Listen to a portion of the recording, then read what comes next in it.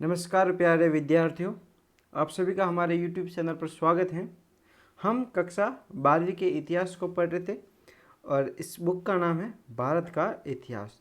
और इस बुक का हम अध्याय 2 पढ़ रहे थे। हमने अध्याय फर्स्ट है जो पूरा पढ़ लिया और ये जो वीडियो है ये अध्याय 2 का पार्ट 5 है। ठीक है, इसके 4 पार्ट भी हमने पढ़ लिए अध्याय 2 के। तो ये जो अध्याय है ये 15 नंबर का अध्याय है। एग्जाम में इससे कुल 15 नंबर के सवाल आएंगे। ठीक है, तो अगर दोस्तों आप हमारे सभी वीडियो की PDF पाना चाहते हो तो आप हमारे टेलीग्राम चैनल को ज्वाइन कीजिए, जिसकी लिंक आपको डिस्क्रिप्शन में मिल जाएगी। टेलीग्राम चैनल का नाम भी वही है जो यूट्यूब चैनल का नाम है। ठीक है, तो आप ऐसे भी सर्च करके उस चैनल को ज्वाइन कर सकते हो। ठीक है, तो दोस्तों चलिए पढ़ना स्टार्ट करते हैं। आज हम पढ़ेंगे आर्थिक जीवन। गुप्त काल का आर्थिक जीवन किस प्रकार का था, किस पर निर्भर था, ये हम पढ़ते हैं। तो सबसे पहले कृषि। तो कृषि पढ़ते हैं। स्मृतियों, व्रत संहिता, अमरकोश आदि से गुप्तकालीन कृषि के बारे में जानकारी मिलती है। तो कृषि के बारे में हमें कहाँ से जानकारी मिलती है? स्मृतियाँ आपको मालूम है, जैसे कि मनु स्मृति होगी, याज्ञवल्क्य की स्मृति होगी। इस प्रकार की जो स्मृतियाँ होती है वहाँ संहिता भी होती है, जो ग्रंथ होता है, जैसे व्रत संहिता ये हो गई और अमरकोश भी ग्रंथ है। आदि से गुप्त काल इतिहास की जानकारी, इतिहास गुप्त काल की कृषि की जानकारी मिलती है। ठीक है, हल में लोहे के फाल का प्रयोग किया जाता था।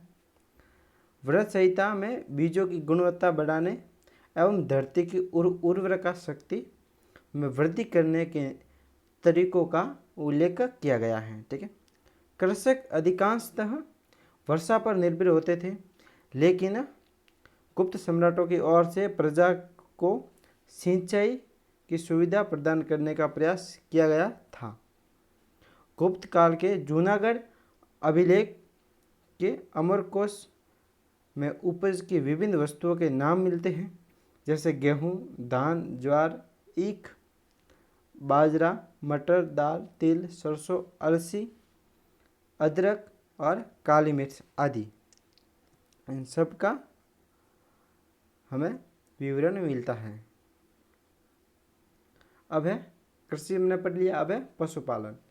पशुपालन जीविका का एक अन्य प्रमुख साधन था। कामंडकीय नीतिसार के अनुसार गोपालन वैश्य का पेशा है। अमरकोश में पालतू पशु के रूप में गाय के अतिरिक्त घोड़े, भैंस, ऊंट, बकरी, भेड़, गधा, कुत्ता, बिल्ली आदि को गिनाया गया, यानी कि इन सभी जानवरों को पालते थे लोग। बैल हल चलाने और सामान ढोने के काम आता था। अब है उद्योग एवं शिल्प। गुप्तकालीन उद्योगों एवं शिल्प में जहाँ एक और विशेषज्ञता का विकास दिखाई देता है, वही दूसरी ओर प्रौद्योगिकी का या तकनीकी कौशल में अद्भुत प्रगति दृष्टिगोचर होती है।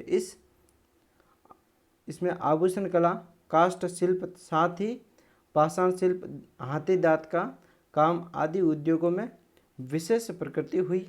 आभूषण, हाथी दांत, धातुकर्म, बर्तन, जहाज उद्योग विकसित हुए। ये सभी उद्योग विकसित हुए। गुप्त काल में धातु शिल्प के क्षेत्र में विशेष उन्नति हुई।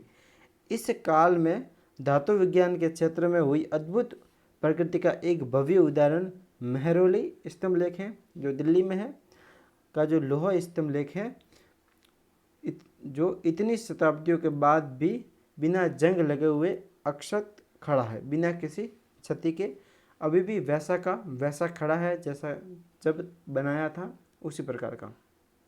ठीक है, अब है वस्त्र। तो गुप्त काल के वस्त्र निर्माण भी गुप्त काल का एक प्रमुख उद्योग था। अमरकोश में इसका उल्लेख आता है। गुप्त काल में धनी व्यक्तियों के लिए बहुत बारीक कपड़ा बनाया जाता था। इसी ग्रंथ में रेशम का कपड़ा बुनने की प्रक्रिया का विवेचन है। कौन से ग्रंथ में? तो अमरकोश में। ठीक है, इसमें रेशम के कपड़े का बुनने का जो विवरण है। भारत के उत्तर दक्षिणी व्यापार में वस्त्रों का प्रमुख स्थान था तथा विदेशी बाजारों में भी भारतीय वस्त्रों की बहुत मांग थी। रेशमी वस्त्र, मलमल, लीलन, ऊनी व सूती वस्त्रों की विदेशों में अधिक मांग थी। तो ये सब वस्त्र भारत से विदेशों में निर्यात किए जाते थे। अब गुप्त काल में व्यापार एवं उद्योग। आंतरिक व्यापार, इसमें हम दो प्रकार के व्यापार पढ़ेंगे, पहला आंतरिक व्यापार और दूसरा विदेशी व्यापार। ठीक है, तो आंतरिक व्यापार जो राज्य या देश के अंदर जो अंदर प्रांतों या अंदर गांवों के अंदर जो व्यापार होता है वह आंतरिक व्यापार कहलाता है।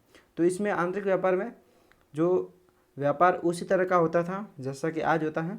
व्यापार मुद्रा के द्वारा होता था, सिक्कों के माध्यम से। ठीक है, और व्यापार के मुख्य केंद्र थे उज्जैन, बड़ौच, प्रतिष्ठा, विदिशा, प्रयाग, पाटलिपुत्र, वैशाली, ताम्रलिप्ति, मथुरा, अहिच्छत्र, कौशाम्बी आदि महत्वपूर्ण व्यापारिक नगर थे। इन सब में उज्जैन सर्वाधिक महत्वपूर्ण व्यापारिक स्थल था, क्योंकि देश के हर कोने से मार्ग उज्जैन की ओर आते थे।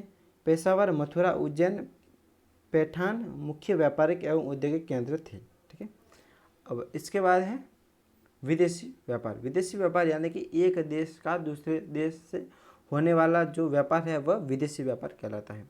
तो विदेशी व्यापार में प्रमुख केंद्र थे भारत में चीन से रेशम, इथोपिया से हाथी दांत व अरब, ईरान तथा बैक्ट्रिया से घोड़ों का आयात होता था। दक्षिण पूर्वी एशिया, चीन व पश्चिम से ताम्रलिप्ति, बड़ौच आदि बंदरगाहों से व्यापार होता था। मसाले, मोती, वस्त्र, हाथीदांत, नील का निर्यात एवं धातु, चीना शंकु, घोड़ों आदि का आयात किया जाता था।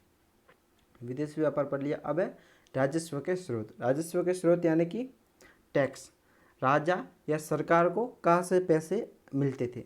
जो उस समय जो गुप्त सरकार थी, गुप्त शासक था, उसका जो राजस्व कहाँ से आता था? तो गुप्त काल में भू राजस्व राजकीय आय का प्रमुख स्रोत था। भू राजस्व यानी भूमि कर, भूमि से जुड़ा राजस्व, पैसा। साहित्य में निम्न प्रकार के करों का उल्लेख मिलता है। भाग, एक प्रकार का जो भाग कर है, एक तो भाग था और दूसरा हम आगे बढ़ेंगे, दूसरा था भोग। तो भाग यानी राजा का भूमि के उत्पादन से प्राप्त होने वाला कर, और ये हिस्सा था 1/6 यानी 6 में से 1 हिस्सा। ठीक है, और दूसरा था भोग, राजा को हर दिन फल फूल सब्जियों के रूप में दिया जाने वाला कर। अपरी कर या ऊपरी कर एवं उद्रंग ये एक प्रकार के भूमि कर थे। गुप्त काल में भूमि कर की अदायगी नकद या हिरण्य व अंत या में दोनों रूपों में की जा सकती थी। इसमें भूमि, रत्न, खाने एवं नमक आदि राजस्व के अन्य महत्वपूर्ण स्रोत थे। भू राजस्व कुल उत्पादन का 1/4 से 1/6 भाग तक होता था। अब है फायान। फायान जो भारत आया था विदेशी, तो उसने भारत पर क्या देखा, भारत में क्या देखा, किस प्रकार की भारत की स्थिति देखी, भारत में लोग कैसे रहते थे, कैसा समाज था, तो उसके बारे में उसने महत्वपूर्ण विवरण प्रदान किया है। तो उसके बारे में हम पढ़ते हैं। ठीक है, तो चीनी यात्री फायान ने 399 ईस्वी से 414 ईस्वी तक भारत का भ्रमण किया। उसने भारत की आर्थिक, धार्मिक, राजनीतिक व सामाजिक स्थिति का वर्णन किया। ठीक है, आर्थिक यानी आर्थिक स्थिति जो हमने पहले पढ़ी, कैसे आय होती थी, लोग क्या काम करते थे, ये आर्थिक स्थिति। धार्मिक स्थिति यानी कि लोग किस धर्म को मानते थे, किस प्रकार अंधविश्वास तथा जादू टोटकों में विश्वास करते थे। राजनीतिक स्थिति मतलब किस प्रकार की प्रशासन व्यवस्था थी, ये सब राजनीतिक स्थिति में आती है। और सामाजिक स्थिति मतलब समाज के किस प्रकार का था और समाज कितने वर्गों में विभक्त था तथा क्या क्या सामाजिक कार्य थे, ये समाज में आते। ठीक है, तो इन स्थितियों का वर्णन किया। तत्कालीन समाज में शाकाहार का प्रचलन था। सामान्यतः जनता लहसुन प्याज का सेवन नहीं करती थी। अस्पृश्यता विद्यमान थी, परंतु आम जनता का जीवन सादा व अहिंसक था। बौद्ध धर्म सीमावर्ती राज्यों में उन्नति था। जबकि अपने प्रमुख स्थानों में अपनी महत्ता खो रहा था। उस समय जो बौद्ध धर्म था वह सीमावर्ती राज्यों में अधिक उन्नति पर था। समाज में धार्मिक समानता विद्यमान थी। ब्राह्मण धर्म भी उन्नत अवस्था में था। प्रजा दान धर्म पाप पुण्य लोक परलोक पुनर्जन्म में विश्वास करती थी। प्रजा सुखी थी। करों का बोझ अधिक नहीं था। दंड व्यवस्था कठोर नहीं थी। अपराध नगण्य थे। चोरों व डाकुओं का भय नहीं था। राज्य प्रजा के निजी विषयों में हस्तक्षेप नहीं करता था। ये जो हमने विवरण पढ़ा ये फाहियान ने विवरण दिया था। ठीक, तो दोस्तों आज के लिए इतना ही। अगर आपको वीडियो पसंद आया है तो इस वीडियो को लाइक करना और अपने सभी दोस्तों क्लासमेटों के साथ इस वीडियो को शेयर करना। और अगर आप हमारे चैनल पर नए जुड़े हो तो अभी हमारे चैनल को सब्सक्राइब कर लें और बेल आइकन को भी दबा दें। और सभी वीडियो के PDF पाने के लिए आप टेलीग्राम चैनल को ज्वाइन कीजिए, जिसकी लिंक आपको डिस्क्रिप्शन में मिल जाएगी। ठीक है दोस्तों, जय हिंद, वंदे मातरम। मिलते हैं एक अन्य नए वीडियो में। Thank you.